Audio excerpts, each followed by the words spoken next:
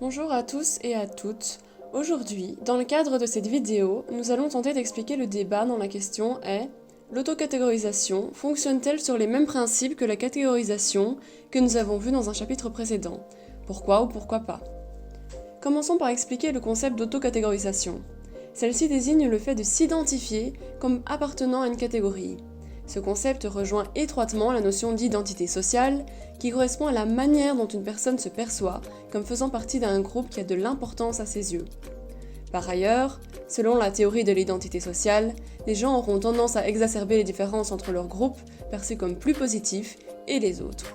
Par conséquent, l'autocatégorisation est d'autant plus probable lorsque la distinction entre les groupes augmente, notamment entre l'endogroupe et l'exogroupe. L'autocatégorisation présente alors plusieurs conséquences. Dans un premier temps, celle-ci permet de renforcer la certitude et le besoin d'exactitude de l'individu, qui cherchera donc à vérifier ses perceptions par le biais du groupe auquel il s'identifie, considéré comme similaire. Ce phénomène suscite l'autostéréotypisation. L'individu généralise les caractéristiques de son groupe perçues comme positives, comme étant les siennes également. Cela renforce le sentiment d'appartenance à l'endogroupe. Par ailleurs, l'identité personnelle aura tendance à diminuer lorsque l'identité sociale augmente. À présent, rappelons le concept de catégorisation qui correspond à une simplification de la réalité en plaçant les individus dans des cases spécifiques telles que le genre, l'âge, la race, etc. En outre, il est important de noter qu'il y a une différence de traitement dans la manière de catégoriser lorsqu'il s'agit de l'endogroupe ou de l'exogroupe, le premier ayant tendance à être vu plus positivement. 3 facteurs entrent en compte. Le premier est la prototypicalité, c'est-à-dire le fait qu'une personne corresponde au stéréotype de son groupe.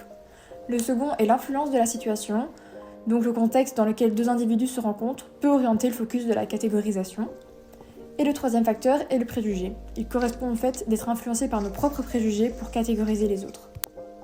Par conséquent, la catégorisation et l'autocatégorisation sont similaires sur plusieurs points.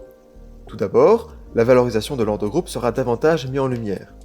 Ensuite, l'un comme l'autre vont générer un certain type de stéréotypisation, mais ce dernier diffère sur la cible.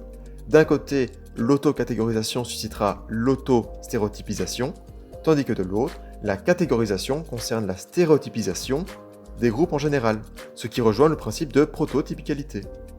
Enfin, les deux phénomènes permettent de simplifier la compréhension de la réalité.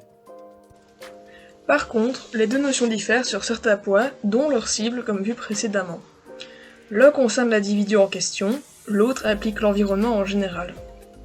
Une autre distinction est que la catégorisation est un processus conscient contrairement à l'autocatégorisation. Il est également important de préciser que l'utilisation des stéréotypes dans la catégorisation n'est pas exclusivement positive, comme dans le concept d'autocatégorisation.